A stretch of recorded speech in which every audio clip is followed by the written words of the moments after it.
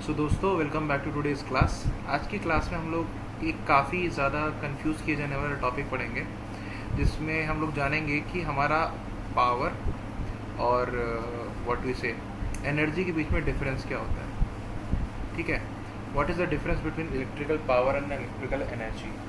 अगर मैं आपसे पूछूं कि पावर और एनर्जी में डिफरेंस क्या है, तो आप क्या बताओगे? आप लोग अगर मार्केट में कभी एसी खरीदने जाओगे तो एसी की जो रेटिंग होगी, आप देखोगे किसी एसी में लिखा होगा 1.5 किलो वाट का है ये। ठीक है, इसको हम बोल सकते हैं 1500 वाट का एसी है ये। ठीक है, या आपका जो गीज़र है, ठीक है, गीज़र आपका हो गया 1000 वाट का। ठीक है, ठीक है, ये 1000 वाट का। तो ये 1000 वाट का क्या मतलब है?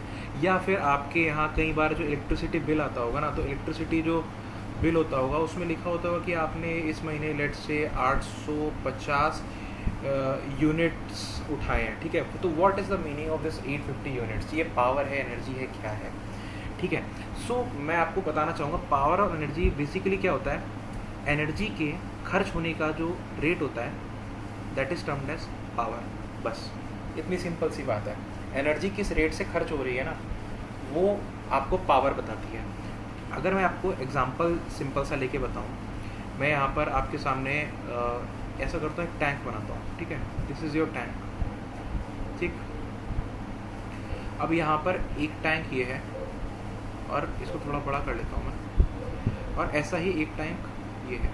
दो टैंक है आपके पास। ठीक है, और यहाँ पे आपका जो आउटपुट है, एक तरफ ये पाइप दे रखा है आपको, है ना, और दूसरी तरफ जो पाइप दे रखा है वो आपको ये तो लगभग बराबर ही लग रहा है, पतला कर देता हूँ, ये दे रखा है। ठीक है, अब यहाँ से जो ये वाटर टैंक है, वाटर टैंक में आपका वाटर भरा हुआ है।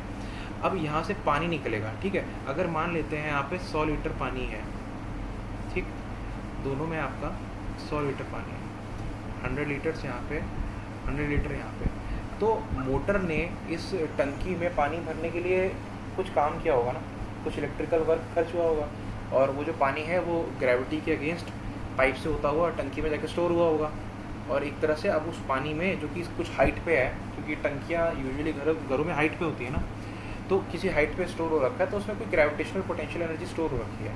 ठीक है, तो जो एनर्जी का रिजर्वायर है ना, वो दोनों ही केस में सेम है, मगर ये एनर्जी के जो लीक या निकलने का जो तरीका है ना, वो डिफरेंट है दोनों में। यहाँ पर जो वॉल्यूम है, लेट अस से यहाँ पर 10 लीटर निकल सकता है 1 मिनट में, और यहाँ पर 2 लीटर निकलेगा 1 मिनट में। तो ये जो टंकी है आपकी, ये आपकी वाटर से 10 मिनट में खाली हो जाएगी। ठीक है, और जो ये वाली टंकी है आपकी, ये 50 मिनट में खाली होगी। तो देखो, एनर्जी तो दोनों में सेम थी, अगर हम इसको एनर्जी माने, एनर्जी तो सेम थी, बट एनर्जी के निकलने का जो रेट था ना, वो दोनों में अलग था। एक में आपका 10 मिनट में ही उतनी एनर्जी खर्च हो गई, एक आपकी एनर्जी 50 मिनट में खर्च हो रही है उतनी। तो जहाँ 10 मिनट में ही खर्च हो गई ना उतनी एनर्जी, तो ये आप बोलोगे ज़्यादा पावरफुल है। अगर मैं बोलूँ, अगर इस नल के नीचे अगर आप खड़े होकर नहाने लग जाओ, ठीक है, मान लो ये बड़ी बड़ी टंकियाँ हैं, तो आप अगर इसके नीचे खड़े हो ना, इस वाली के नीचे खड़े हो, तो आपको लगेगा आप बड़े पावरफुल शावर के नीचे नहा रहे हो। लेकिन इसके नीचे अगर आप खड़े हो ना, तो क्या पता टिप टिप बरसा पानी वाला सीन हो जाए और आप परेशान हो जाओ कि यार इससे तो कुछ आ नहीं रहा है, कैसा, मतलब shower is not that much powerful. ठीक है, तो पावर से आपका क्या मतलब है? पावर से मतलब है आपका कि वो उतनी ही एनर्जी को कैसे खर्च कर पा रहा है। ठीक है, अब मान लो कि जब आप जो रेसिंग ट्रैक होता है ना आपके, मान लो ये आपकी स्टार्टिंग लाइन है, ये आपकी फिनिशिंग लाइन है। आपके जो रेस व्हाट मीन्स एथलीट होते हैं, एथलीट मान लो यहाँ पे खड़े हुए हैं, उनको यहाँ से यहाँ तक जाना है। अब ये जितने भी एथलीट हैं, मान लो 3 एथलीट हैं, तो क्या 3 एथलीट यहाँ से यहाँ जाने के काबिल नहीं है? हाँ हैं, तीनों जा सकते हैं। अगर मैं इसको for just example point of view 1000 meter मान लो, ये तीनों एथलीट इतनी कैपेबिलिटी रखते हैं कि ये 1000 मीटर का डिस्टेंस ट्रैवल करके पॉइंट ए से पॉइंट बी पे चले जाएँ। आ रही बात समझ में? मगर मैटर क्या करता है? मैटर ये करता है कि वो कितनी ज़्यादा एनर्जी खर्च करके, मतलब अगर मान लो 1000 मीटर को ट्रैवल करने के लिए यहाँ पर हम लोग मानते हैं कि आपको 1000 जूल एनर्जी चाहिए। ठीक है, हर बंदे का वेट सब सेम है, तो लगभग एनर्जी रिक्वायरमेंट सबकी सेम रहेगी, हम ये मान लेते हैं। तो 1000 जूल एनर्जी लगा के इनको यहाँ जाना है। अब देखो, ये जो बंदा है जो सबसे आगे खड़ा है, ये 1 सेकेंड में, ये मान लो ये 10 जूल एनर्जी खर्च कर सकता है 1 सेकंड में, और जो पीछे वाला है ये सिर्फ 1 जूल खर्च कर सकता है। दैट मीन्स ये 10 जूल खर्च करने वाला ज़्यादा स्पीड जनरेट करेगा और ये उतने ही काम को जल्दी पूरा कर लेगा। आप समझ पा रहे हो मेरी बात? इसने अपनी बॉडी को एक्सरसाइज कर करके इस काबिल बना लिया है कि जो एनर्जी इसको चाहिए 1000 जूल का जो काम इसको करना है 1000 जूल खर्च करके, मतलब 1000 मीटर ट्रैवल करने के लिए 1000 जूल खर्च करने, वो 1000 जूल खर्च करने के लिए काबिल है ताकि ये जल्दी खर्च कर दे। ठीक है, तो इसकी बॉडी इस तरह से इसने बनाई है, इसने अपनी बॉडी को ये बड़े नल की तरह बना लिया है। आप समझ रहे हो मेरी बात? तो यही डिफरेंस है एनर्जी में और पावर में। तो यहाँ पर आप जो व्हाट वी से, आपका पावर जो है बेसिकली क्या है, आपने एनर्जी किस तरह से किस रेट पे आप डिलीवर कर रहे हो। ठीक है, एनर्जी हो सकता है आपकी उतनी ही हो, मगर किस रेट पे वो एनर्जी खर्च हो रही है, किस रेट पे वो एनर्जी निकल रही है, वो आपका पावर बताती है। अब हम लोग एनर्जी और पावर के यूनिट्स देख लेते हैं एक बार, जो अक्सर कंफ्यूज करते हैं लोग। एनर्जी जो होती है, अच्छा इलेक्ट्रिकल एनर्जी का आपको पता होगा कि basically electrical energy is the electrical work done. और इलेक्ट्रिक वर्क डन क्या होता है, आपका कितने चार्ज को आप कितने पोटेंशियल डिफरेंस से लेके जाते हो। So this is the electrical energy. ठीक है, Q इंटू वी, और यहाँ पर Q क्या हो जाएगा, Q आपको पता है कि I इंटू टी होता है। ठीक है, करंट इंटू टाइम। तो बेसिकली एनर्जी क्या हो गई आपकी, VI और T। VIT कॉलेज भी एक होता है, वेलोर इंस्टीट्यूट ऑफ टेक्नोलॉजी। तो इस तरह से आप एनर्जी याद रखना, energy is equal to VIT। बड़े एनर्जेटिक छात्र जाते हैं वहाँ पे, जस्ट फॉर द मतलब याद रखने के लिए बोल रहा हूँ। तो एनर्जी जो होगी आपकी वो VIT होगी। तो V यहाँ पे होता है आपका वोल्ट्स में होता है। ठीक है, I जो होगा आपका एम्पियर्स में होगा, एंड जो T होगा वो आपका सेकेंड्स में होगा। ठीक है, तो volts times amperes times second, that is equal to the energy. तो यहाँ पर ये हमारा एनर्जी के बराबर होगा। अब एनर्जी को हम लोग और क्या किस तरह से हम लोग जानते हैं, एनर्जी इज जूल्स। ठीक है, कितनी एनर्जी हमारी खर्च होती है, that is also termed as joules. Energy को हम लोग किस में नापते हैं, हम लोग जूल्स में नापते हैं। तो ये वोल्ट को एम्पियर से को सेकेंड से मल्टीप्लाई करोगे तो जो आपका आंसर आएगा that will be equal to joules. अब यहाँ पर हम लोग बात करते हैं किसकी, पावर की बात करते हैं। तो पावर में आपका क्या होता है, एनर्जी टाइम के हिसाब से कैसे खर्च हो रही है। ठीक है, टाइम के हिसाब से कैसे खर्च हो रही है। तो एनर्जी आपकी क्या है, VIT डिवाइड बाई T। ठीक है, ये T थोड़ा मोटा हो गया है, दोबारा लिख लेते हैं, डिवाइड बाई T। अब यहाँ T से T खलास, और आपका जो आंसर आ जाएगा या एक्सप्रेशन आ जाएगा that is V into I, मतलब वोल्ट्स इंटू एम्पियर्स। ये आपका पावर आ जाएगा।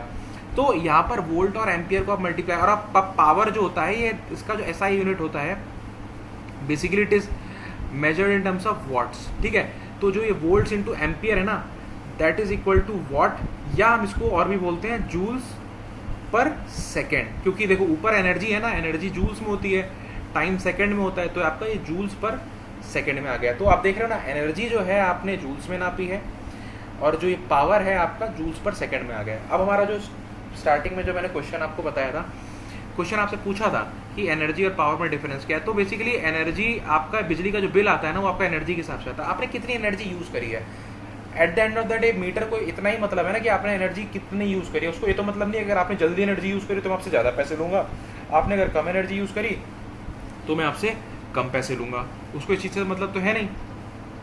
तो यहाँ पर ये जो है आपका जो बिजली का बिल आता है वो यूनिट्स में आता है, और यूनिट्स का मतलब मैं आपको यूनिट का मतलब भी बता देता हूँ। यूनिट बेसिकली क्या होता है, आप जब 1000 वॉट की चीज़ है ना, जब आप 1000 वॉट की चीज़ 1 घंटे तक यूज़ करते हो, तब आपका जो जितने आप एनर्जी यूज़ करते हो that is termed as 1 unit. उसको हम लोग एक यूनिट बोलते हैं। ठीक है, 1000 वॉट को आप क्या लिख सकते हो, और क्या लिख सकते हो आप, 1 किलो वॉट भी लिख सकते हो। ठीक है, तो 1 kilowatt when used for 1 hour, then the energy used is termed as 1 unit। तब एनर्जी जो आप यूज़ कर रहे हो उसको आप क्या बोलोगे, 1 यूनिट एनर्जी।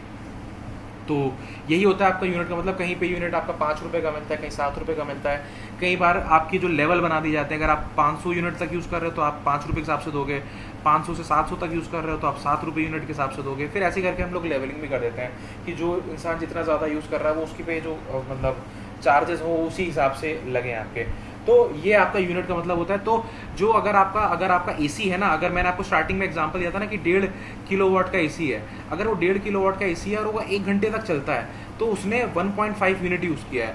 तो अगर आपके यहाँ यूनिट 10 रुपये का है। जैसे मैं यहाँ गुड़गांव में रहता हूँ, गुड़गांव में यूनिट लगभग कमर्शियल यूनिट, मतलब हम लोग रेंट वगैरह पे रहते हैं तो यूनिट 10 रुपये का लेते हैं। तो आपका अगर आपने 1 घंटा AC चलाया ना तो आपने सीधा 15 रुपये खर्च कर दिए हैं बिजली पे, ठीक है।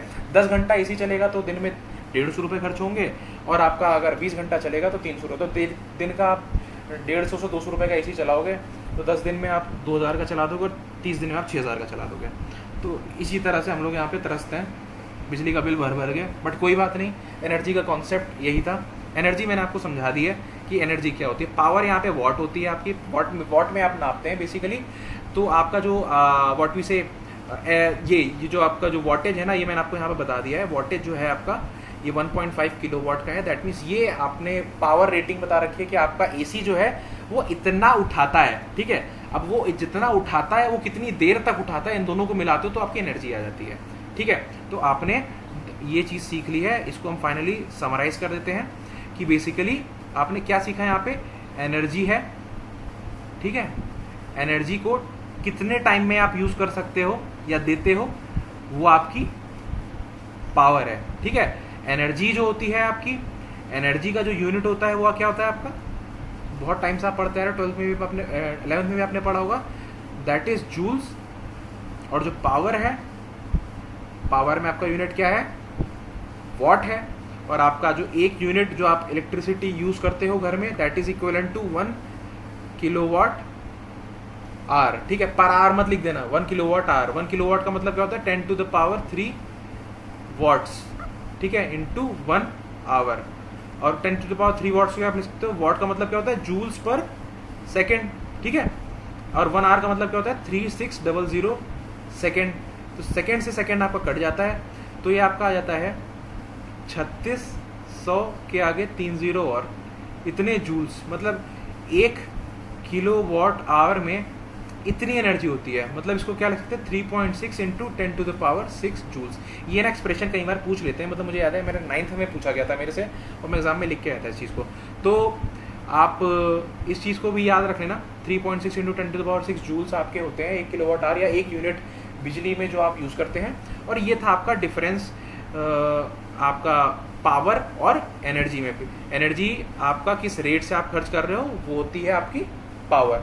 आई होप आपको एनर्जी और पावर का कॉन्सेप्ट ढंग से समझ में आ गया होगा। अगर कोई भी डाउट हो तो आप कमेंट सेक्शन में डाल दीजिएगा, I will be more than happy to help you out, ठीक है। Thank you very much.